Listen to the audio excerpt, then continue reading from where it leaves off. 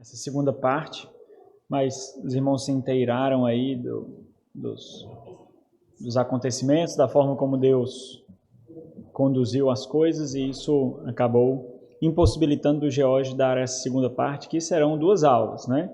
Então, como eu falei para vocês, é uma parte mais de análise mais pessoal, aplicações mais pessoais, né? Então, nós teremos pontos doutrinários a serem tratados, mas é um momento de análise da nossa perspectiva sobre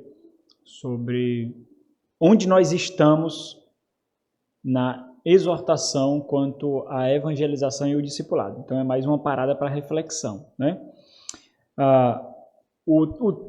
A proposição que sintetiza aquele que nós colocamos de forma maior é essa: reformando sua cultura pessoal. Então, nós estamos falando na formação de uma cultura. Para formar uma cultura precisa de tempo e constância. Cultura é aquilo que forma o nosso modo de viver, o nosso modo de ser, é aquilo que acaba condicionando a nossa identidade, aquilo que fazemos, a forma como nós vivemos. É uma cultura, é aquilo que é a atmosfera da nossa mente, é aquilo que envolve os nossos pensamentos, que conduz a nossa vida. Isso é uma cultura. Então, nós estamos falando sobre semear uma cultura que floresce. Nós estamos semeando isso, nós estamos edificando uma cultura que floresce, pensando em fazer discípulos, né? Pensando em fazer aprendizes de Cristo. E aí nós conduzimos, então, outros a semearem uma cultura que floresce. Então, nós temos no nosso curso, aqui na nossa disciplina, 3 partes. Vimos a 1, o fundamento para a evangelização. Nós vimos 5 convicções sobre evangelização e discipulado. Nós estamos começando hoje a segunda parte, uma análise pessoal. Esse é o tema maior, análise pessoal, preparação individual para uma cultura de evangelismo e discipulado, evangelização e discipulado. E a terceira, que é fomentando uma cultura de evangelização na igreja, onde nós findaremos aí. A segunda parte, como eu disse para vocês, só terão 2 aulas. Hoje nós veremos um resumo do que nós vimos na primeira parte e logo em seguida a 6ª convicção, a necessidade de crescimento pessoal. Nós vamos ver, assim como nós temos visto, assim como também pode aplicar quanto à sabedoria, né? Que a sabedoria não é uma opção a ser desenvolvida, assim como o crescimento pessoal não é uma opção, né? Então, você não pode descansar no seu crescimento. Você não pode ser um soldado de Cristo e não ser alistado. Você não pode, sei lá, usando a linguagem, né, ficar na reserva. Você não pode. Se você é soldado de Cristo, você está em combate. Sempre você está em combate. Então, existe sim a necessidade de edificação pessoal, estudo da Sagrada Escritura, leitura de bons livros, exercício em comunhão para edificação doutrinária. Então, existe essa necessidade, porque é o conhecimento de Deus que vai confrontar o conhecimento que nós temos. Se nós não tivermos, se nós não crescermos em conhecimento da Escritura, o nosso conhecimento que nós adquirimos das nossas próprias percepções, né? Todos os dias nós adquirimos conhecimento. Daí vem eu acho, eu entendo. Quando o eu acho, eu entendo está envolvido com a sabedoria bíblica, ok, então é um desenvolvimento disso. Mas quando não, você precisa de outro conhecimento para confrontar o seu conhecimento, para confrontar o seu entendimento. Se você não tiver esse conhecimento para confrontar aquilo que o mundo fomenta em você, aquilo que a carne fomenta em você, aquilo que a sociedade fomenta em você, se você não tiver isso, então você não crescerá em sabedoria, você não amadurecerá espiritualmente, você ficará inerte ali, né? Então, nós precisamos de conhecimento, irmãos, é uma necessidade. Por que nós vemos a fragilidade do cristianismo de forma tão intensa? Porque não há conhecimento de Deus. Nós vimos isso em Oséias. Então não há verdade, não há amor, não há fidelidade, porque não há conhecimento de Deus. As pessoas estão mais preocupadas em agradar a congregação, em agradar as crianças, em agradar os pais, em agradar os visitantes, do que preparar aprendizes de Cristo, preparar discípulos de Cristo, do que munir a nova criatura. Então, você se converteu, você vem para a igreja, o que é que você precisa fazer? Você não precisa ser, suas emoções não precisam ser afagadas, não. Vá, sei lá, para um terapeuta se quiser fazer isso. Você precisa ser munido, você precisa ser equipado, você precisa ser capacitado. Você entrou no outro mundo, você não sabe que mundo é esse. Deus colocou instrumentos para ser os seus treinadores, para serem os seus comandantes, para serem aqueles que irão instruir vocês. Então, se vocês estão aqui, se os cristãos estão na igreja, é porque precisam ser munidos. Não é para ter as emoções envolvidas e sentir a presença, sentir o agir. Isso acontece quando o conhecimento de Deus adestra as nossas sensações, as nossas emoções, os nossos sentimentos. É pelo conhecimento, porque aí é algo mais duradouro, é algo mais sólido, é algo mais real, é algo mais impactante. É quando as nossas raízes são fincadas profundamente na eternidade, quando são arrancadas desse mundo. Gálatas capítulo 1. São arrancadas desse mundo e fincadas nos terrenos da eternidade. Aí quando isso acontece, e aí sim, aí nós percebemos o agir de Deus de forma intensa, grandiosa na nossa vida. Mas nós precisamos de conhecimento.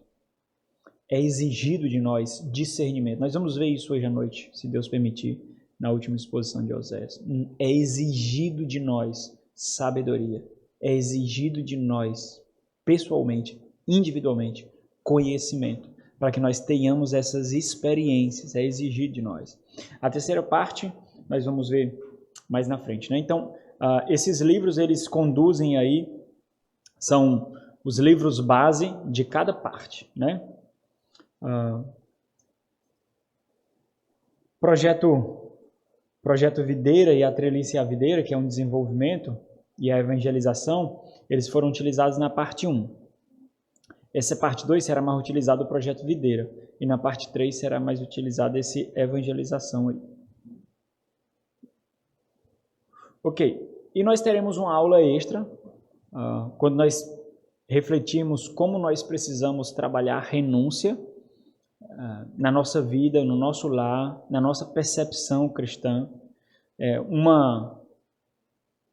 Um entendimento muito necessário para fugirmos do conforto, do comodismo, do consumismo, para então evangelizar, para então fazer discípulos, entendendo que a nossa vida não diz respeito a nós, mas diz respeito a Ele, entendendo que não considerar a nossa vida preciosa para nós mesmos não é apenas palavras. Senhor, eu não considero, por exemplo, se você tira a biografia de Paulo, a palavra dele enfraquece. O Senhor, Ele inspirou a sua palavra nas pessoas, movendo as suas vidas. Por exemplo, se Oséias pregasse contra a infidelidade e fosse infiel, como é que seria? A palavra perdia completamente o poder.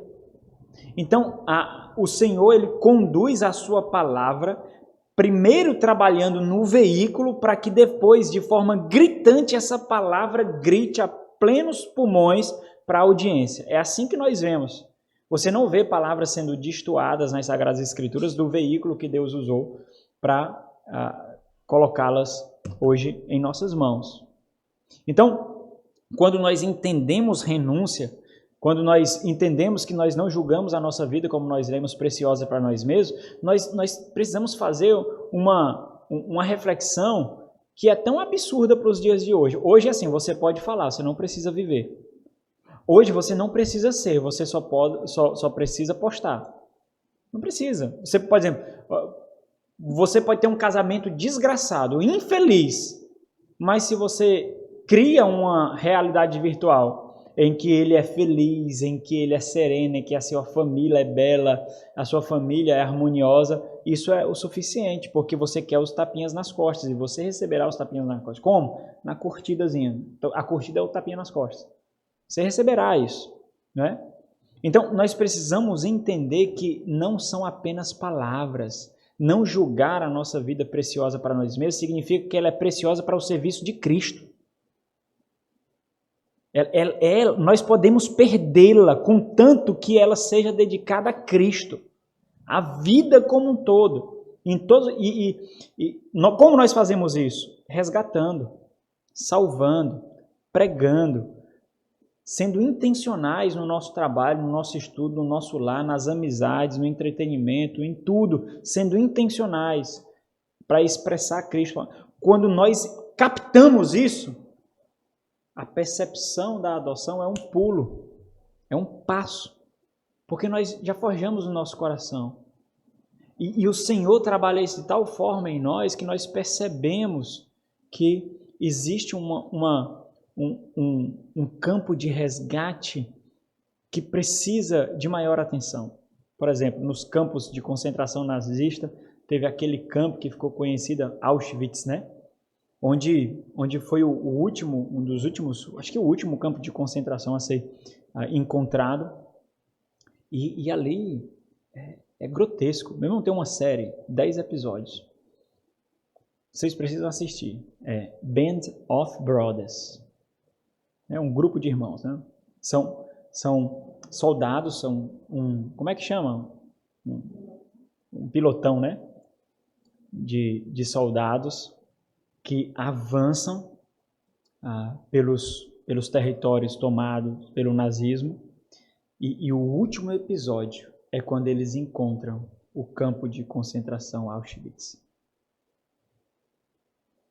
Meus irmãos, é penetrante, é surreal. É uma obra cinematográfica extraordinária. Você pode comprar pela Amazon os DVDs. Se você tiver a HBO Max, tem lá os 10 episódios. Se você tiver coragem, você tiver disposição de tempo, você assina 15 dias grátis e você assiste tudo de uma vez. Né? Mas olha, vale a pena mesmo. É muito bom. Né? Então, quando ele se depara, eles não acreditam. E eles tentam, né, retratar da forma mais real possível. Mas é impressionante.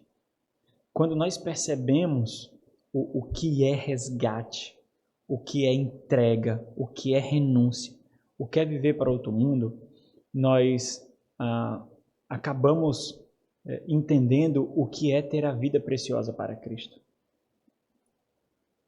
E aí, pensar a adoção como um discipulado ainda mais intenso e duradouro é um pulo, é um passo. Entenda, eu não estou falando de mim e da Amanda não, certo?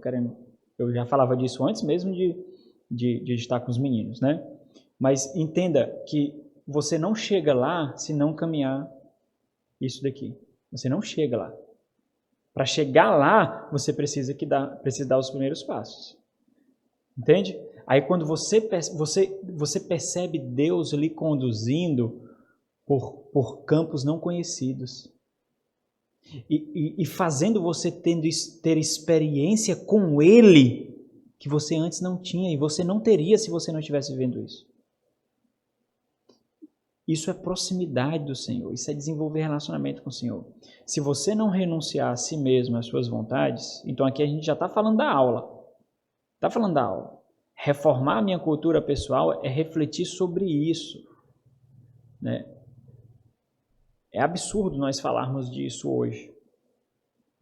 Se nós tivéssemos esse mesmo discurso há um tempo atrás, ou no tempo da igreja primitiva, né, seria estranho demais. Agora hoje parece que é normal. Nós temos que ficar direto empurrando para fazer discípulos. Aí os irmãos observam como o cristianismo está egoísta, né? Muito egoísta mesmo. É o consumismo que tomou conta do cristianismo e através do consumismo o mundo tem entrado na igreja e nós não percebemos, né? Então, entenda que nós precisamos compreender as nossas zonas, quando o nosso conforto se tornou uma zona de conforto que nos impede de crescer. Nós precisamos entender isso. Olha, eu tenho falado aqui, algumas vezes mais do que outras, sobre o crescimento da igreja. Entenda, eu amo a minha igrejinha pequena. Mas nós precisamos discernir quanto nós entramos numa zona de conforto consumista. Porque crescimento faz parte do avanço da igreja, do avanço do evangelho, do amadurecimento, do florescimento. Faz parte, numericamente, faz parte. Então, entenda, não existe uma condução pragmática para ganhar pessoas, mas também existe deficiência na inanição. Nós precisamos entender isso. Nós precisamos entender onde está uma doença, onde está uma deficiência. Nós precisamos entender isso. Porque se nós usarmos apenas como subterfúgio a soberania de Deus, como desculpa a soberania de Deus, como desculpa o fato de nós estarmos bem, nós conseguimos nos manter financeiramente, nós estamos confortáveis, aqui já cabe a alguns visitantes. Quando nós usamos isso dessa forma, entenda, é a carne que está falando, não é o Espírito Santo, não. É a carne. As racionalizações são os piores instrumentos para tardar o nosso crescimento. Nós racionalizamos. Então, o crescimento faz parte. Ou você acha, por exemplo, que o seu filho tem que ficar daquele tamanhozinho a vida toda? Faz parte. É uma parte natural. Então, nós precisamos discernir quando o conhecimento é um movimento pragmático e antibíblico, ou quando ele se tornou uma necessidade, porque foi evidenciada a nossa deficiência enquanto igreja, foi evidenciada a nossa doença, uma batalha que nós temos perdido por causa do conforto, por causa do consumismo. Nós precisamos, e a minha intenção é fazê-los discernir isso, discernir. Então vamos aqui para o resumo das convicções passadas, né? Então a primeira convicção 1, que é por que fazer discípulos, né? Então, porque é uma missão de resgate, né? Sintetizando. Então nós temos aí pessoas caminhando, habitando no domínio das trevas, onde nós também habitávamos, e sendo resgatadas por Cristo para o reino dele, né? O livro coloca assim: porque o objetivo de Deus para todo mundo e toda a história humana é glorificar seu Filho, amando-o no meio das pessoas que ele resgatou e transformou. Então, por que fazer discípulo? Porque é uma missão de resgate e esse foi o plano de Deus para glorificar o seu Filho. Convicção 2, nós acrescentamos um azinho aí. Porque aquele que foi resgatado, ele não para no processo. Ele é feito um aprendiz de Cristo. Então, um aprendiz faz outro aprendiz e eles continuam aprendendo de Cristo. A segunda convicção foi o que é um discípulo. Um discípulo é um aprendiz de Cristo que avança. É um aprendiz de Cristo que cresce, que se desenvolve, que amadurece. Essa foi a segunda convicção. A definição do livro é: o que é um aprendiz de Cristo? É um pecador perdoado que está aprendendo Cristo em arrependimento e fé. A terceira convicção, nós vemos aí, aumentando nosso diagrama aí. Terceira convicção, como se faz discípulos? Pela proclamação perseverante da palavra de Deus, pelo povo de Deus, em oração dependente do Espírito Santo de Deus. Então, esses aprendizes de Cristo, que foram feitos aprendizes por outros, eles fazem outros aprendizes pela proclamação da palavra. Nós não precisamos tentar afagar o ego, nós não precisamos tentar afagar as emoções, nós não precisamos, entenda, é requerido de nós persuasão, é requerido de nós habilidade para transmissão, mas a manipulação da palavra, no sentido pejorativo do termo, não deve ser realizado por nós. Por quê? Porque quando nós fazemos isso, nós estamos entendendo que o poder está em nós. A palavra ele pode ser pregada da pior forma possível, no sentido de removendo toda a eloquência, todo o recurso oratório, tudo, mas ela ainda terá poder. Ela ainda terá poder. O poder é da palavra. O poder é de Deus. Porque você pode ser a pessoa mais eloquente do mundo. Você pode ter toda a instrumentalidade oratória. Mas se você não descansar no poder e o poder da palavra não agir através de você, a sua pregação não vai ter efeito nenhum. O poder é da palavra. Quando nós entendemos isso, nós simplesmente descansamos. Nós descansamos. Sabe, sei lá, quando você tenta com seu cônjuge, quando você tenta com seus filhos, e você tenta, e vocês continuam discutindo pelas mesmas coisas, pelos mesmos problemas, e você tenta com todas as forças e não consegue, e aí quando você sabe que você não pode, sei lá, pedir o divórcio, quando você sabe que você não pode botar o seu filho para fora de casa, você só tem uma coisa, o que é? Descansar. Quando você faz isso, aí sim, agora o Senhor vai agir. Você descansou. Você achava que o poder estava em você e você usou toda a sua força porque você achava que o poder está em você. Quando você descansa é quando você baixa suas guardas e diz: Senhor, eu jogo a toalha. Eu não sei mais o que fazer não. Eu não sei mesmo. Tentei e não sei o que fazer. É com o Senhor. Então é essa sensação de descanso que nos faz evidenciar que nós entendemos que o poder está na palavra. Então, ainda na convicção 3, nós vemos algo sendo modificado. Então, essas pessoas, elas estão no mundo das trevas, no reino das trevas, então elas são súditas de um reino, elas são cidadãs de um reino, das trevas, de Satanás, do reino parasitário, e elas são conduzidas ainda nesse mundo, mas são transformadas cidadãs de outro reino, e elas são embaixadoras daquele reino e ainda habitam nesse reino. E elas crescem. Essas pessoas elas precisam ser estabelecidas nas igrejas locais e então equipadas para que elas possam fazer outros aprendizes. Para fazer outros aprendizes, elas precisam o quê? Eles chamam de 4 E's, né? Envolver, evangelizar, estabelecer e equipar. Então, essas pessoas que estão estabelecidas na igreja, através de discipulado, evangelização, são equipadas para então fazer novos aprendizes ou novos discípulos. Como elas fazem isso? Através de relacionamento. É o envolver aqui. Envolver aqui é a necessidade de nós nos relacionarmos. Lembra lá, existe um limite. Nós nos relacionamos até o ponto onde nós temos segurança que não seremos influenciados. Então, por exemplo, tem que ser muito cuidado aquele negócio de, não, porque eu estou evangelizando uma jovem ali. Não porque eu estou evangelizando um jovem. Não porque eu estou evangelizando uma mulher.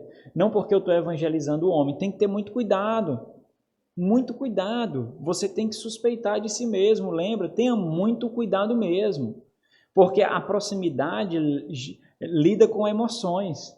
E as emoções são voláteis demais. Você está colocando, será, uma vela acesa do lado de um balde de gasolina. Tem que ter muito cuidado. Quando acontecer, vai ser assim, você vacilou, e aqui ela que acabou lhe levando para o reino das trevas, ou ele que acabou levando isso. Então tem que ter muito cuidado mesmo nas suas racionalizações. Então existe um limite, né, para esse envolvimento. O limite é onde eu percebo que estou sendo influenciado. Então, mas existe uma necessidade fundamental, que é se envolver. Nós temos que nos relacionar. Nós temos que gerar relacionamentos para poder evangelizar. O relacionamento, ele abre caminho para o coração. Então, é diferente de você evangelizar alguém que você não tem contato nenhum. Acontece, né? E isso você deve fazer. Mas você tem que dar poder à sua evangelização.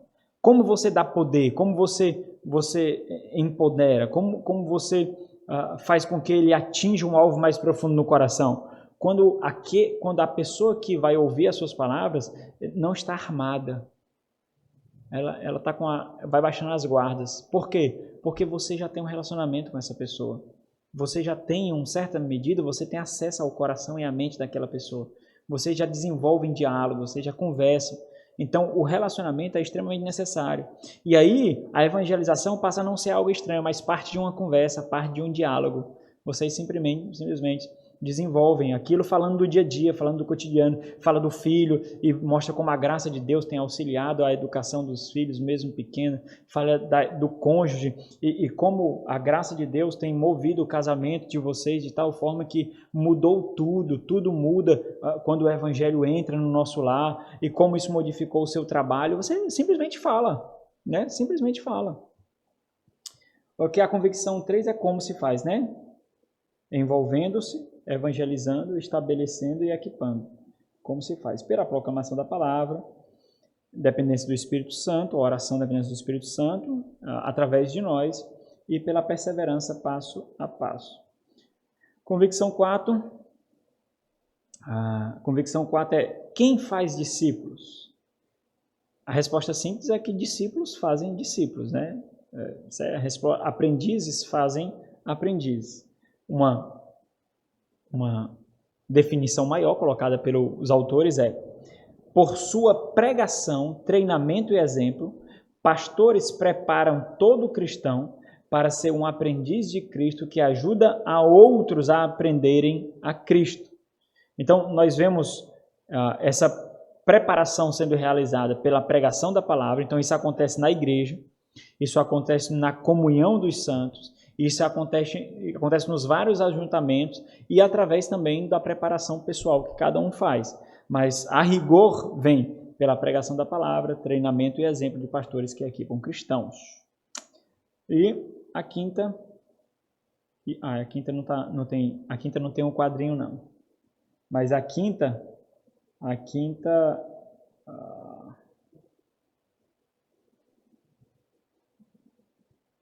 é onde, né? É a quinta. Onde se faz discípulos, né? Onde se faz discípulos? Foi a última convicção que nós vimos. Nós vimos que os discípulos se fazem em todo lugar. Mas nós precisamos entender a importância da igreja na nossa preparação, capacitação e instrução para a evangelização e discipulado.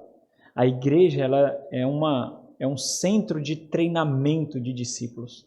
A igreja é um centro de evangelização. Os autores colocam assim: o discipulado acontece em todas as facetas e atividades das comunidades de aprendizado transformador que chamamos de igreja. E através das nossas igrejas também acontece em todos os cantos deste mundo tenebroso. Agora, existe algo fundamental de entender a igreja como centro fomentador, que é você entender que a igreja não é possível ser um centro fomentador e um local onde a cultura de evangelização e discipulado é real, se isso não acontecer nos lares. Então, em primeiro lugar, nós precisamos entender a necessidade de fomentar, a necessidade de evangelização e discipulado dentro de casa, né? Nos ensinos do culto doméstico, nas conversas em família, nas leituras de livro. O lar é o primeiro local onde a saúde da igreja é cultivada. Se nós temos famílias que tenham essa cultura, a igreja também será inundada por essa cultura. Mas se isso acontece na igreja, né, tenta ser empurrado daqui, de cima para baixo, empurrado daqui a todo instante, e quando sai das quatro paredes da igreja, isso não é vivenciado, e esse assunto sai de pauta, então não flui, não fomenta. Lembra lá, precisa de tempo e constância. Não fomenta, então você para de irrigar, então não cresce, né? E aí, isso é muito importante, irmãos. Por quê? Porque os chefes de família, eles são os auxiliadores dos pastores. Quando os chefes de famílias falham nos seus lares, cargas mais pesadas são colocadas para os pastores da igreja. Cargas que eles não deveriam carregar, mas só carregam por causa da deficiência da liderança no lar. Então, os chefes de família são auxiliadores no pastoreio e no cuidado da igreja, cuidando da vida espiritual, cuidando das necessidades espirituais dos seus lares. Eles estão ajudando aqueles que Deus colocou para instruir a igreja, para conduzir a igreja, porque eles dividem as cargas, porque eles pastoreiam seus lares adequadamente. Então, mais do que uma necessidade de formar profissionais e estudantes, existe uma necessidade de formar pessoas piedosas. Ok, então vamos aqui. Necessidade de crescimento pessoal, essa é a sexta convicção. Convicção mais breve, nós vamos mais conduzir aqui você para uma reflexão pessoal mesmo, né?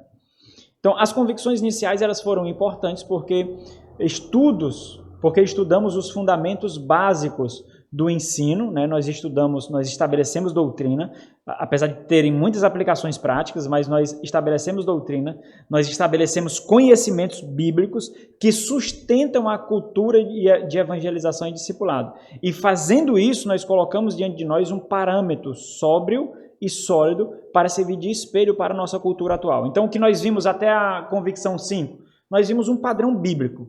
Nós vimos uma necessidade bíblica, nós vimos uma ordenância bíblica, nós vimos uma exigência bíblica. E agora isso tudo foi colocado como espelho diante de nós. E agora nós nos colocamos, cada um de nós, nos colocamos diante desse espelho. E aí nós percebemos o que vemos.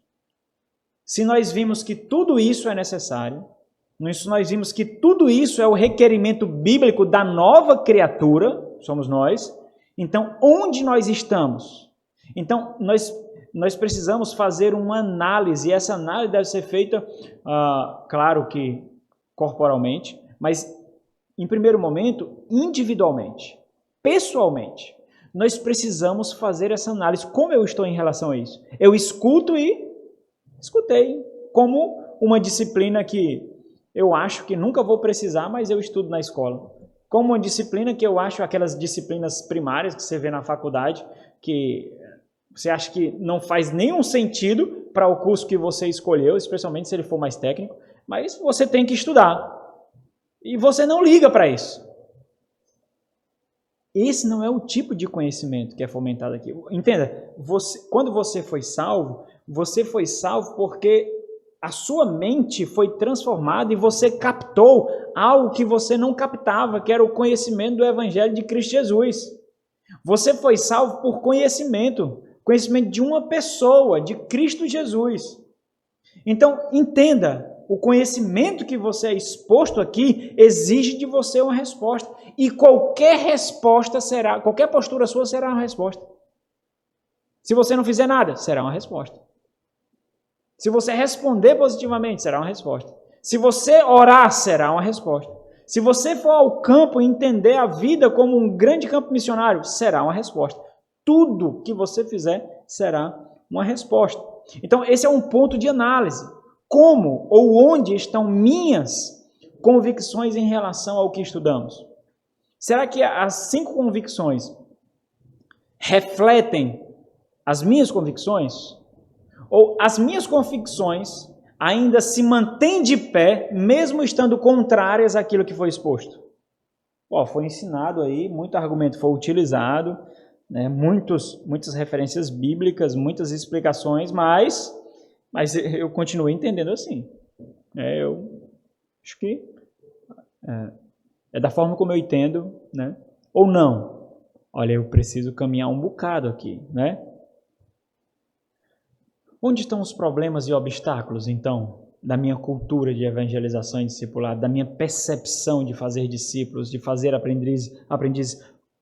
Onde estão os problemas? Eu preciso identificar. Entenda, você tem que meditar, você tem que refletir sobre isso.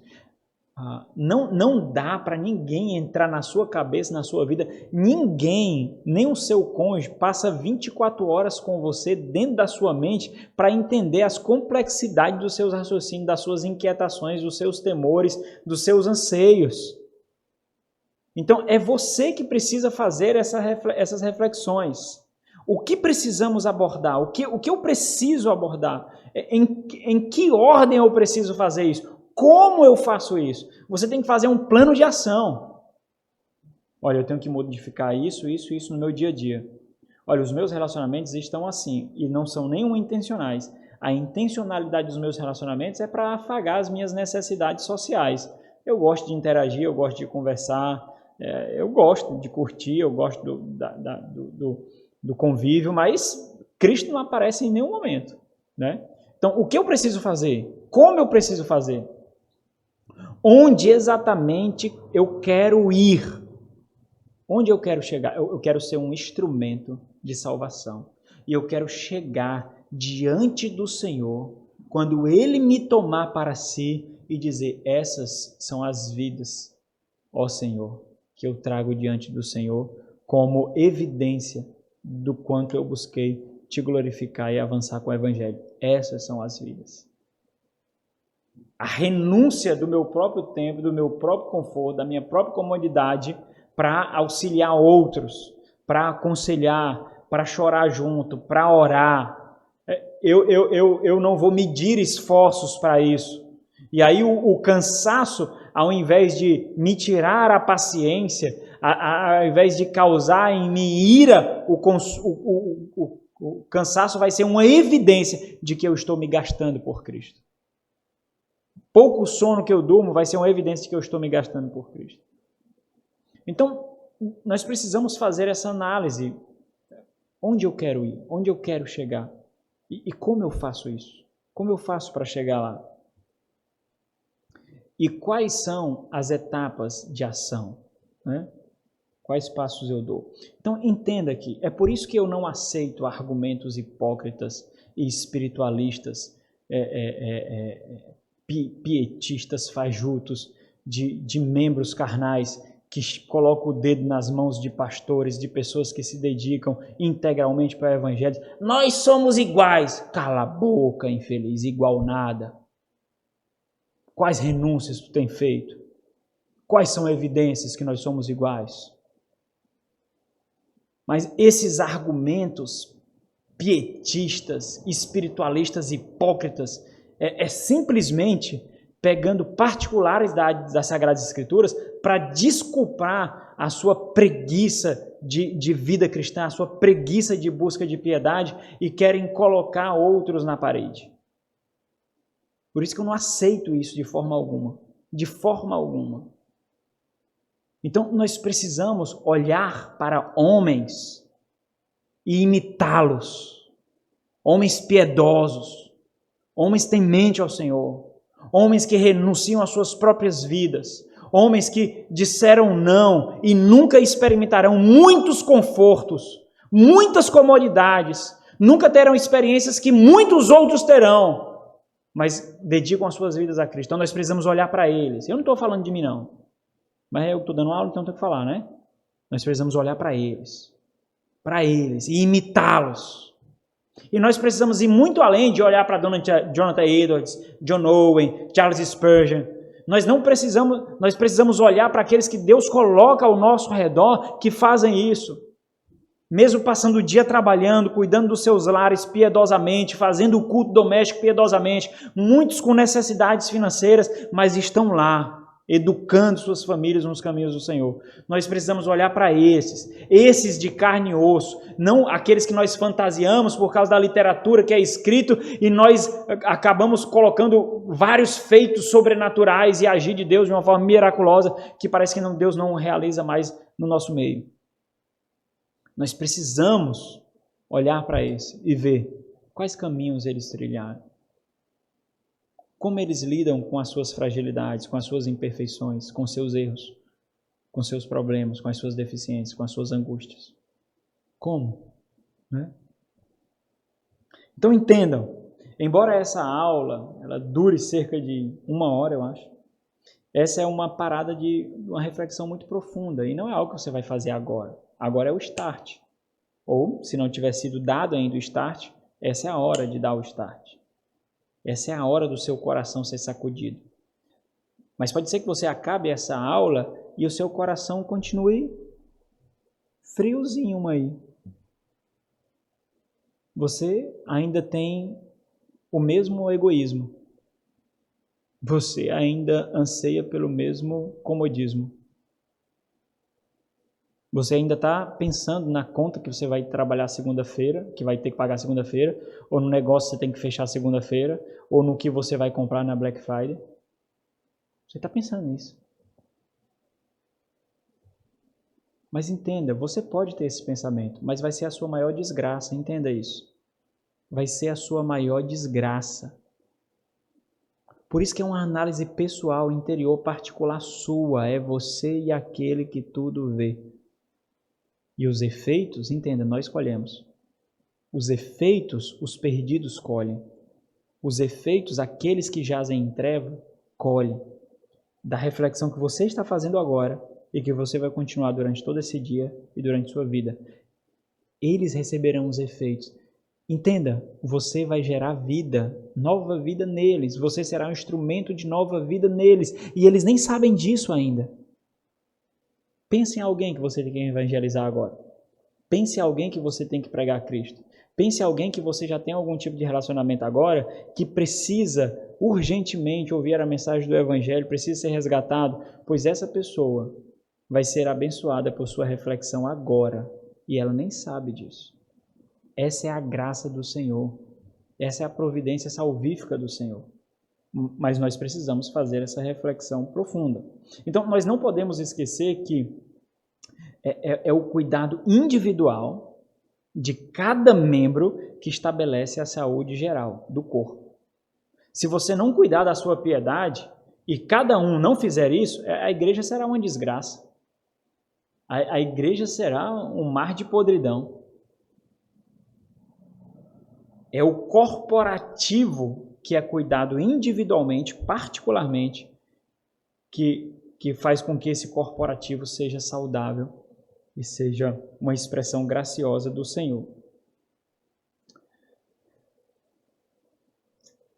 Tá dando para entender até aí, irmãos? Se os irmãos tiverem alguma pergunta, os irmãos fazem, tá bom?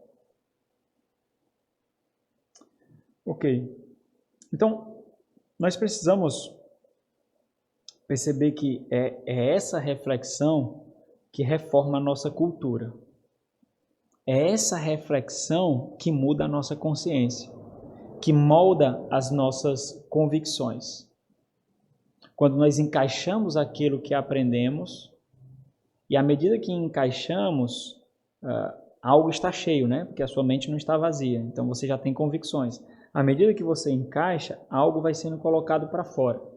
Esse algo que vai sendo colocado para fora é aquilo que a palavra do Senhor diz em Hebreus, que a palavra do Senhor, ela separa juntas e medulas, almas e espíritos, e revela a vontade do Senhor e aquilo que não agrada do Senhor. Então, aquilo que, quando a palavra vai encaixando, aquilo que não é da vontade do Senhor vai sendo colocado para fora, né?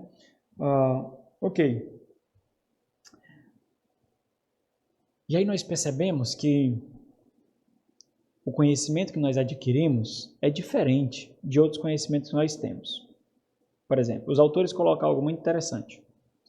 Ele faz a comparação do conhecimento sobre golfe e o conhecimento sobre tabuada. Você pode decorar uma tabuada, mas você não pode decorar o golfe.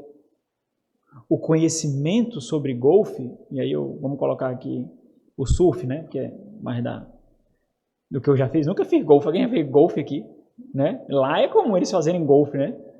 Que também ninguém surfou, mas eu surfei. Alguém surfou aqui já? Não, né? Eu já surfei, né? Então, por exemplo, você não tem, você pode ver todas as instruções no YouTube sobre surf.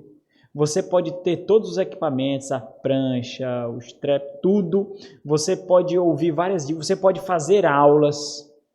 Você pode ir à praia todo dia, mas se você não praticar aquilo que você aprendeu, você não pode dizer que aprendeu a surfar. Tabuada não, você só precisa decorar. Então são conhecimentos diferentes. Conhecimento que exige vida ou um conhecimento mecânico. O conhecimento das Sagradas Escrituras, o conhecimento que nós temos de Cristo, exige prática, exige experiência, exige vida. E tal ponto que eu só posso dizer que aprendi a surfar se eu estiver surfando.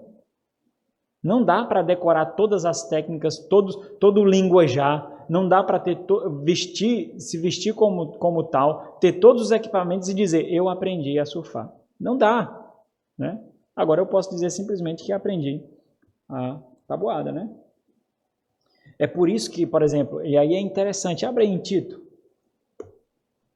Abre em Tito, capítulo 1. É por isso que Paulo insiste e orienta Tito quanto à constituição de presbíteros, olhando para o estilo de vida condizente com a doutrina que eles ensinam. Por quê? Porque eles têm que ser uma expressão visível daquilo que eles exigem, daquilo que eles ensinam, daquilo que eles pregam. Eles têm que ser uma expressão visível disso. Ó, a partir do versículo 5, capítulo 1, Tito, diz assim, né? Por esta causa te deixei em Creta, para que puseste em ordem as coisas restantes, bem como em cada cidade constituísses presbíteros conforme te prescrevi. Não dá para ser de qualquer forma. Por quê? Porque eles têm que ser uma expressão visível do que eles pregam, do que eles exigem. Eles têm que viver aquilo que eles requerem, aquilo que eles cobram. As pessoas têm que ver neles como é a realidade daquilo que eles pregam. Se eles estão exigindo algo, as pessoas a quem eles exigem têm que ver neles como viver esse algo. Aí ele diz, o que eu prescrevi? Alguém que seja irrepreensível, marido de uma só mulher, tenha filhos crentes que não são acusados de dissolução, nem são insubordinados, porque é indispensável que o bispo seja irrepreensível, como dispenseiro de Deus, não arrogante, não irascível, não dado ao vinho, nem violento, nem cobicioso de torpe ganância. Antes, hospitaleiro, amigo do bem, sóbrio, justo, piedoso, que tenha um domínio de si, apegado à palavra fiel, que é segundo a doutrina, de modo que tenham poder tanto para exortar, olha aí, porque se eles viverem assim, porque se eles forem condizentes com aquilo que eles pregam, a vida deles colocará luz, autenticará a sua pregação. De modo que tenham poder tanto para exortar pelo reto ensino, como para convencer os que a contradizem. Então, nós não podemos exigir algo que nós não vivemos. Aí nós seremos, algo que nós vamos ver daqui a pouco, nós seremos moralistas, nós seremos legalistas, nós seremos hipócritas, né? Então, vamos lá. Isso significa que para realmente aprender precisamos viver tais convicções, como também quando o ensino não é sustentado pela vida, ele perde o poder, como nós vimos. Então os autores dizem o seguinte, o aprendizado cristão é o pacote completo. É mente e coração transformados, sendo trabalhados e vividos diariamente em todas as esferas da vida. Ensinar este pacote significa não apenas fazer com que as pessoas aprendam ideias, conhecimento e verdades do Evangelho, mas também levá-las a aprender um modo de vida. Então, como se vive aquilo que prega? Você convida as pessoas para o seu lar, sem que você fale em palavras específicas, implicitamente elas aprenderão do Evangelho como você conduz a sua casa, como você trata os seus filhos, como você trata o seu cônjuge, como você cuida das coisas que Deus lhe confiou, como você cuida dos seus bens, como você cuida do seu tempo. Isso envolve necessariamente exemplo e imitação. Você será um instrumento de imitação para aqueles que você está mostrando a imitação de Cristo. Você será o exemplo. Então, todos esses versículos aqui falam dessa necessidade de imitar. Paulo fala isso aos Coríntios, aos Filipenses. Por exemplo, Paulo orienta a Timóteo, ou então lembra a Timóteo que o próprio Timóteo é imitador dos seus exemplos. Ele viu, ele testificou a vida do próprio Paulo. E agora eles precisam ser padrão para os fiéis. Eles imitam Paulo e agora eles serão imitados por aqueles que eles ensinam e pelos presbíteros que eles oficializam ali, constituem ali.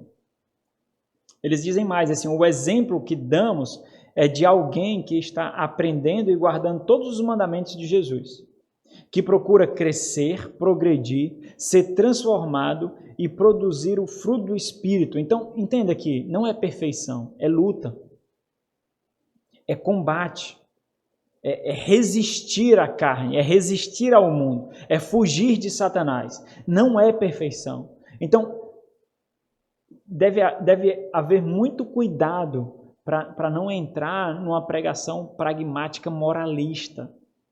Tem que ter muito cuidado para não ser um modelo de perfeição, mas o modelo de como se portar diante dos erros, de como se portar diante dos vacilos, da deficiência, como se portar. Em outras palavras, o exemplo que oferecemos é de alguém que, pela palavra e pelo Espírito de Deus, está avançando um passo de cada vez, mas é um avanço, não de alguém que já chegou à consumação celestial da maturidade cristã, não é? Então nós vemos isso no texto que nós lemos de Filipenses, né? Então esse é o alerta importante. Sempre que um cristão diz ao outro como ele deve exercer a obediência e perseguir a maturidade cristã, quais passos deve seguir, um dos piores inimigos do cristianismo fica alerta. É como se tivesse de prontidão para agir. Isso acontece muitas vezes na vaidade dos corações, no ego. É como se o legalismo aqui, que ele vai dizer, o legalismo fosse esse inimigo que está espreitando. E quando você se coloca como alguém a ser imitado, um exemplo a ser observado, quando você se coloca, então, esse inimigo, ele arregala os olhos. Ele prepara os ouvidos, porque ele viu uma oportunidade para agir no seu ego. Então, esse inimigo é o legalismo. A ideia de que a vida cristã pode ser codificada em um conjunto de práticas ou regras cuja execução constitui a obediência. Então, nós vimos, em todo o Novo Testamento, nós vemos que a obediência não é uma execução de regras, é uma questão do coração. Isso é a obediência. Então, por isso que você precisa mostrar com a sua vida como se obedece.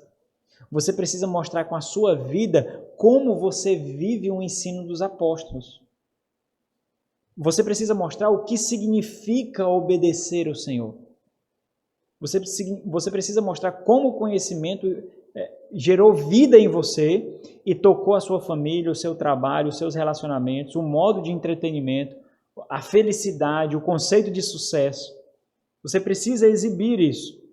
E não dizer que obedecer é vestir saia grande, não usar brinco, não cortar o cabelo, não usar maquiagem, não usar roupa justa, não deixar o homem não deixar o cabelo grande, a igreja não ter instrumentos de percussão.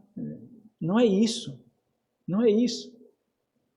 É uma questão do coração. E isso você mostra com a vida. Então entenda, o que deve ser imitado vai além de regras e diretrizes, mas a disposição do coração. Então é isso que você precisa exibir. E você exibe isso nas suas falhas, nos seus erros. Você entende que você não precisa fantasiar. Você está diante agora você sabe que o seu coração está continuamente exposto diante daquele que tudo vê. E ele sabe que o anseio do seu coração é salvar pecadores.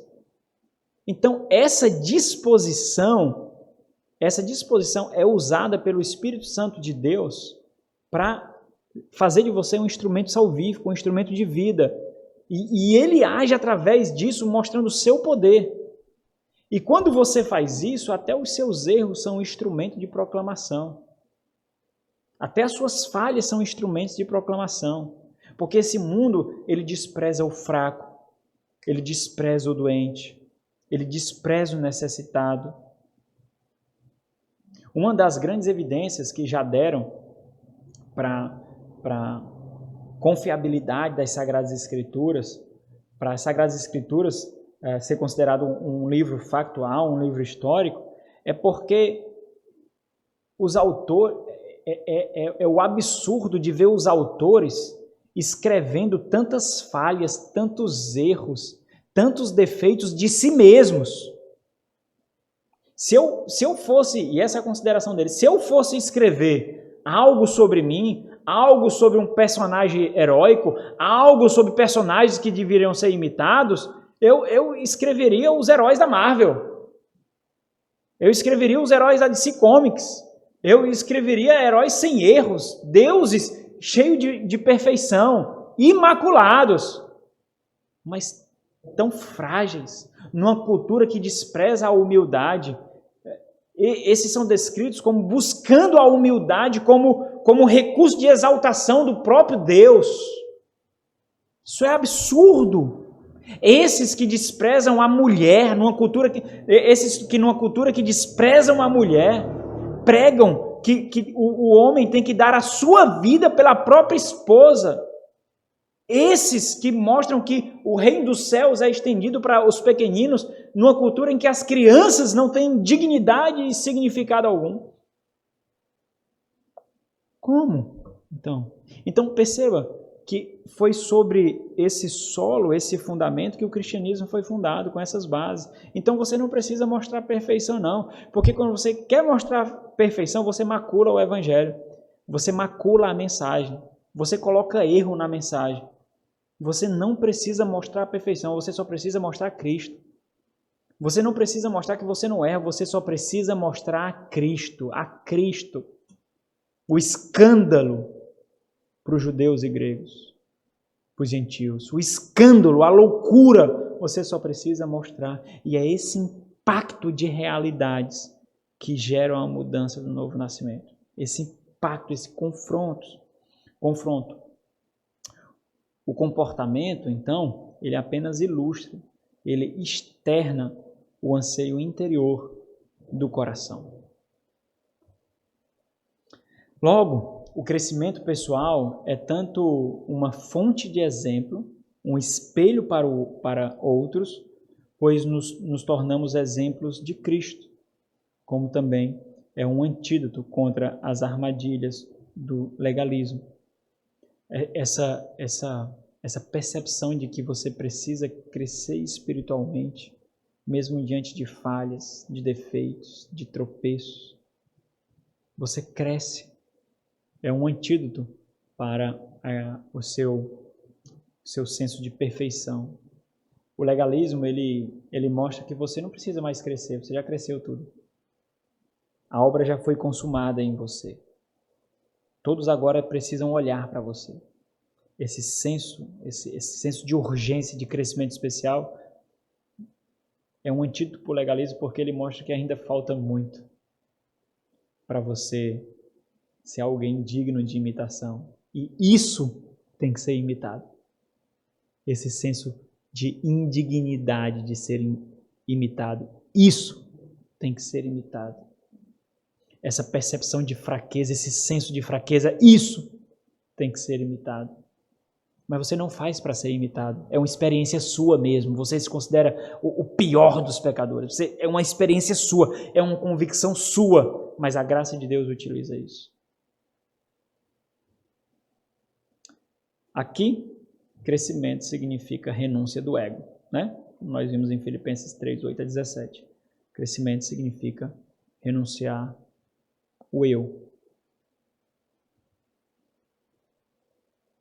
Crescimento pessoal não é uma opção, como eu já fiz referência, é uma exigência, crescimento pessoal, ao mesmo tempo que é apenas uma consequência daqueles que amam o Senhor Jesus Cristo. E se você nasceu de novo, você precisa crescer, ou você vai ser um bebezinho a vida toda.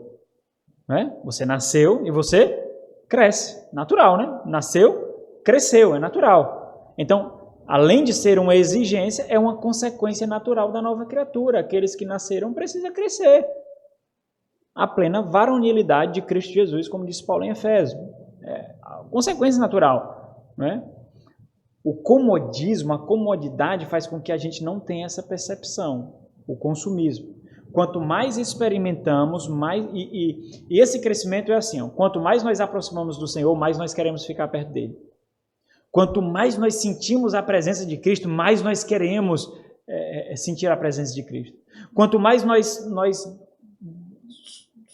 discernimos a mente de Deus, mais nós queremos discernir a mente de Deus. Então é algo progressivo. E a eternidade será isso, conhecer e conhecer e conhecer o Senhor, e nunca terá fim. Na eternidade nós teremos o quê? O grande conhecimento da revelação de Deus infinito. Infinito. E isso será o grande prazer da proximidade do Senhor. Conhecer aqui, lembra lá da linguagem pactual, yadá, né, em hebraico. Conhecer é ser tomado intimamente pela revelação do pacto. Pela revelação de que nós somos dele e ele é o nosso Deus. Nós somos fruto do amor eterno e incondicional dele. Então, quanto mais nós experimentamos, nós progredimos e mais nós ansiamos. Leia aí o versículo 14, só para vocês acordarem. De Filipenses 3. Versículo 14.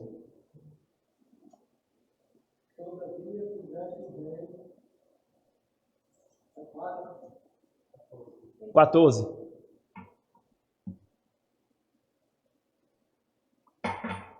Aí, viu? O Filipe estava dormindo. 3,14.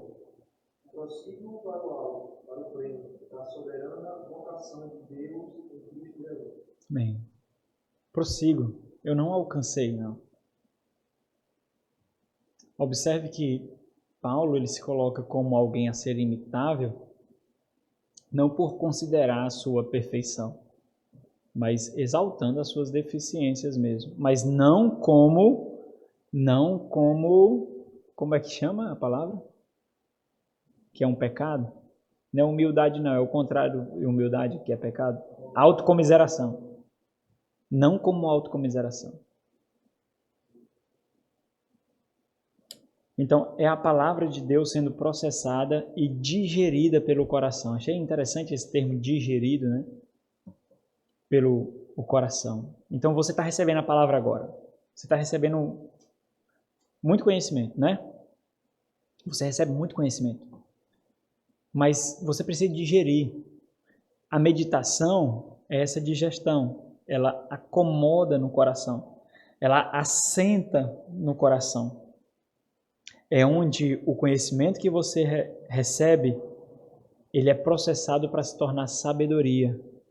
E esse conhecimento processado, ele estabelece o seu relacionamento com Deus, a sua intimidade com Deus.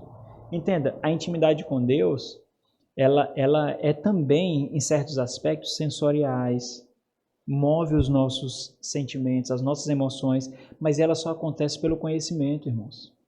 Ela não acontece de outra forma. Ela acontece pelo conhecimento. E é processando esse conhecimento. Porque alguns que se dedicam mais à vida piedosa têm mais experiências com Deus do que os que não se dedicam? Pelo conhecimento. É pelo conhecimento mesmo. Os grandes avivamentos que nós já vimos aqui, só aconteceram por causa da grande exposição da palavra de Deus. O Espírito Santo agiu, não foi a parte da palavra não, foi por meio da palavra de Deus. Então a preguiça, por isso que a preguiça é um pecado grotesco. Por isso que a preguiça ela faz contraste com a morte, com a necessidade de não ter vitalidade. Preguiçoso que não coma. O preguiçoso que não tenha sustento. O preguiçoso que não tenha com que viver. O preguiçoso não coma. Por isso. Porque a preguiça ela nos envolve, nos toma. E nos remove da nossa obrigatoriedade com o Senhor. Inclusive devocionais. Então, os autores dizem assim, citando o livro comum de oração dos anglicanos. Dizem assim, eles citam um trecho. Falando de como essa recepção da palavra deve acontecer no nosso coração. Não é somente ouvir, mas é entender que nós temos que captar, tomá-la, digeri-la. Bendito o Senhor que fez as Sagradas Escrituras serem escritas para nosso aprendizado. Concede que as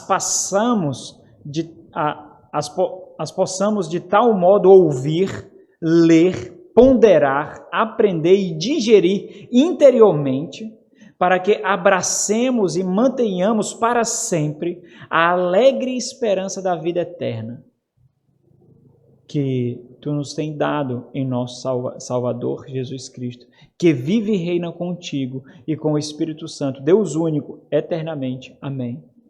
Então, observe que essa oração do livro dos anglicanos, né, de oração comum, ele mostra uma consequência que flui dessa interiorização da palavra de Deus. É manter comunhão e esperança com Ele. Então, se formos sinceros, irmãos, ouvir e ler a palavra de Deus não é o problema, porque nós já fazemos isso, muito. Nós ouvimos muito a palavra de Deus, nós lemos a palavra de Deus, nós ouvimos teologia, nós lemos isso na internet. Dependendo das pessoas que você segue nas redes sociais, você vê citação direto, você vê pequenos vídeos direto, você vê devocionais direto. Tem isso aqui na igreja em abundância, a todo encontro que nós temos. Nós fazemos muito isso, mas a questão é o que? É ponderar, é digerir, é discernir, é interiorizar no coração. Mas esse não precisa ser também um exercício solitário. Nós podemos fazer isso também em outros momentos na comunhão dos santos. Desenvolvendo encontros ou grupos de estudo para ler livros, para debatermos doutrina, para ponderarmos sobre dificuldades da caminhada cristã, dificuldades de algum entendimento bíblico, né? Então nós temos que fazer isso individualmente. Isso é fato. Isso é uma luta que começa individualmente, mas ela não precisa continuar sendo vivida individualmente, né? Deus nos deu uns aos outros para ajuda e crescimento mútuos, mesmo que preservemos aqueles momentos especiais a sós com Deus. Então os autores colocam assim, uma forma de você digerir essa palavra, né? Uma forma de você interiorizar essa palavra, dar algumas dicas para você. Mas você vai fazer isso da forma como lhe adequa. Mas eu achei interessante e por isso que eu trouxe aqui. Ele diz assim, por exemplo, na segunda-feira, não leia uma nova passagem da Escritura. Entenda, nós temos que ter mais de um momento para a leitura da Bíblia, né? Então nós temos a nossa leitura ordinária, diária, anual, que nós fazemos, mas nós devemos ter outro momento em que nós assentamos de forma mais detida a palavra de Deus. A leitura anual nós lemos porque nós encharcamos a nossa mente de palavra de Deus. Então, nós passamos, por exemplo, por trechos que nós nem mesmo nos entendemos, mas nós passamos. Eu mesmo leio a Bíblia algumas vezes, né, e lendo, às vezes passo por trechos que precisaria ver um contexto, ver o significado de uma palavra, alguma coisa, mas passo, porque nós estamos metralhando a nossa mente com palavra, metralhando o nosso coração com palavra. Mas existem outros momentos em que você vai ler a Sagrada Escritura de forma mais detida. Então, esse momento é o que eu entendo que deve ser considerado aqui, quando ele diz, na segunda-feira, não leia uma nova passagem da Escritura. Use as suas anotações do sermão do dia anterior, seja você ouvinte ou pregador. Leia a passagem mais algumas vezes. Detenha-se sobre as palavras e frases principais, aquelas que você marcou, que foi orientado pelo pregador. Medite sobre as passagens mais importantes, as frases mais importantes, as verdades, os desafios. Agradeça por todas aquelas bênçãos e dons de que a passagem o lembra. Ore por tudo que ela o conduz a pedir para a sua própria vida e por aqueles ao seu redor e assim por diante. Então, muito interessante isso. Eu já falei para vocês diversas vezes que, por exemplo, quando eu leio o manuscrito do sermão que eu já preguei, um estudo que eu já fiz, e eu leio novamente, eu sou muito edificado e eu tenho vontade de pregá-lo novamente. Quando eu prego aqui a parte de um sermão, como fiz com o Salmo 73, e para recapitular, ou eu assisto o vídeo, ou leio novamente minhas anotações, o desejo que eu tenho é de pregá-lo novamente, porque eu sou edificado com aquilo. Essa é a vida da palavra de Deus. E aqui a oração é fundamental. Você irá meditar, digerir, aqui foi o Vitor Valesca nessa hora, né? Digerir orando o que ouviu, anotando o que você ouviu, anotou e aprendeu. Você vai colocar isso aos pés do Senhor. Senhor, eu sei o que foi requerido de mim. E eu sei que por não responder, eu estou pensando em Oséias, e não responder positivamente aquilo que foi requerido, a consequência que aquele povo teve. Eu sei, Deus, que como a falta de intencionalidade ou a falta de maior clareza da vontade do Senhor nos deixa incrédulos à revelação de Cristo. E aqui eu estou pensando que nós temos visto em Marcos.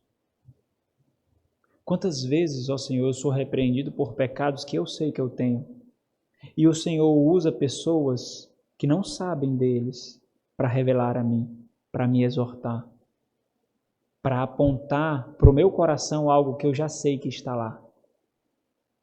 E nada eu tenho feito. Eu sei, Senhor, que eu tenho as palavras de esperança para o fulano, para o ciclano. Eu sei que eu tenho. E quantas vezes a igreja tem batido nisso? Aqueles que o Senhor colocou, quantas vezes? E nada eu faço. E traz mais anotações. Coloca isso de joelhos, debaixo dos seus joelhos. Oramos para que Deus nos conceda esse tipo de ouvido, mente e coração, sabendo que isso levará a mais oração, porque você verá a necessidade que você tem do Senhor. Quanto mais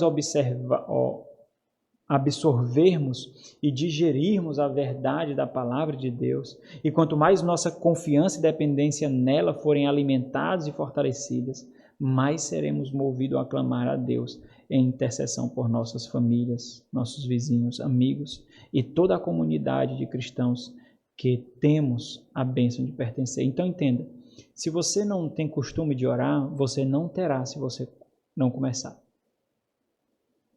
O desenvolvimento de uma vida de oração só acontece por meio da oração. Se você não ora, você não terá uma vida de oração um dia, por mais que você anseie. É quanto mais você se encontra em particular e em secreto com o Senhor, quanto mais você faz isso, mais isso é desenvolvido e mais você anseia. Mais. Se você não faz isso, não adianta pedir para orarem por isso por você, para pedir ao Senhor, ou Senhor, faz eu orar, ou eu estou esperando ter um anseio por isso. Não vai acontecer. Por quê? Porque você tem que renunciar ao ego. E sabe como é que você renuncia ao ego? Lutando contra o conforto que lhe tira do chão.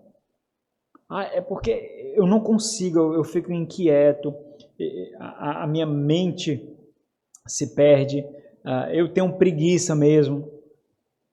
Isso é a luta da carne.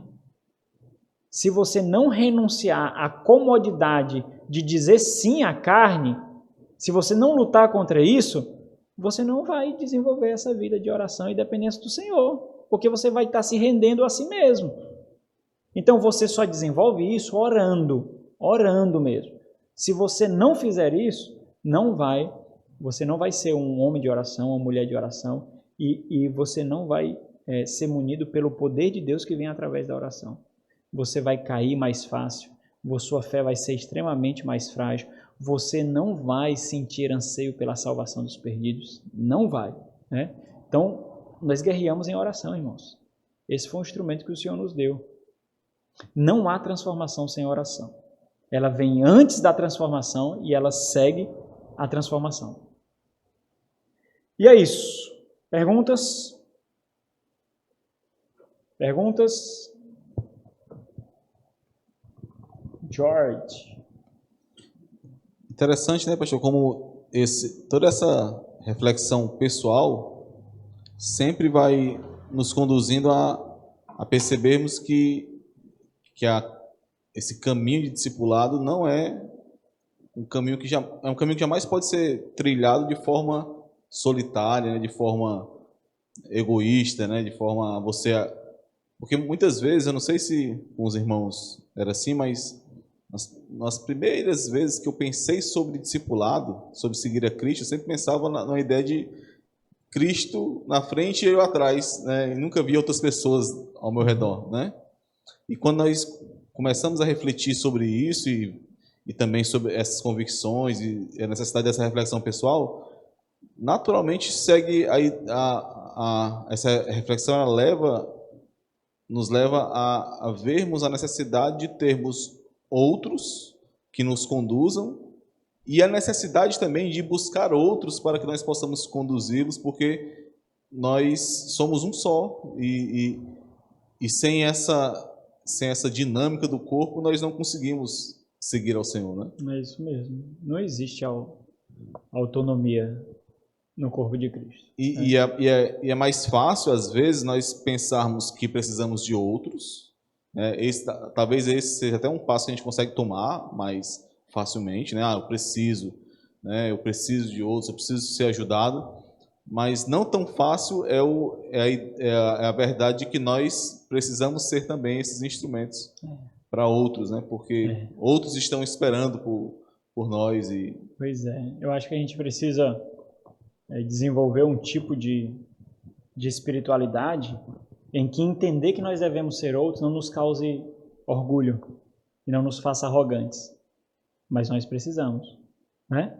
Então, e para a gente alcançar essa percepção, a gente precisa amadurecer, né? O amadurecimento é o fortalecimento da estrutura para suportar uma carga maior, né? Então, se você não fortalece a estrutura, você não é alguém imitável, porque ser alguém imitável é uma carga mais pesada. E aí a sua estrutura vai ruir. Por isso que é necessário crescimento, amadurecimento, né? Então, a vida da igreja é assim mesmo. A beleza da igreja é essa diversidade que causa unidade, né? O consumismo que leva à comodidade faz com que nós renunciemos essa vida corporativa e busquemos a autonomia. Não existe autonomia no meio do povo de Deus. Não existe mesmo. Quando nós buscamos isso, nós estamos buscando a morte, né? Então, a graça do povo de Deus é essa vida em comunidade, irmãos. E como nós podemos trazer outros para vivenciar isso, né? Como nós podemos mesmo? Agora é uma luta que tem que ser iniciada com a oração. Eu não sei você, mas eu vejo tantas pessoas que os seus problemas poderiam, pelo menos os que eu conheço, poderiam ser completamente diluídos se ouvissem a mensagem do Evangelho e vivessem o fundamento dos apóstolos. É impressionante como o Senhor nos colocou, o Senhor sendo a nossa solução, nos mostrou qual é a solução do problema do mundo, dos problemas do mundo.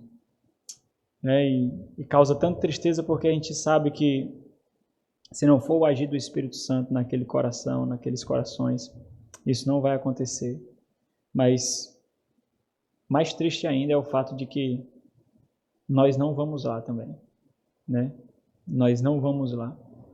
O Espírito Santo vai agir, irmãos, mas existe uma necessidade interdependente. Ele só vai agir através de nós mesmos. Nós vamos lá. A salvação foi determinada por Deus para acontecer dessa forma, através de nós.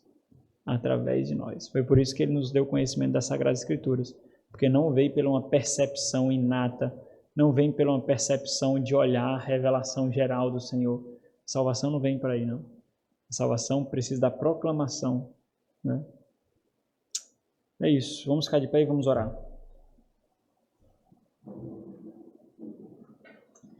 Graças a Deus por esse tempo que nós tivemos. Senhor, nosso Deus, Pai de misericórdia e graça, te louvamos pelos alertas recebidos pelo Senhor, do Senhor, meu Deus. Obrigado pela palavra do Senhor que nos instrui, que nos exorta. Obrigado, meu Deus, pelos instrumentos que o Senhor tem concedido à tua igreja, através da produção de materiais como esses que nós utilizamos. Em nome de Jesus te agradecemos e suplicamos que nos conduz durante todo esse dia de forma solene e santa, Deus. Guarda-nos, ó Deus, do homem mau, preserva a nossa integridade física, espiritual, emocional. Cuida de nós para que juntos, preparados pelo Senhor, nós possamos, junto com aqueles que não estão aqui agora, cultuar o Senhor em nome de Jesus. Amém.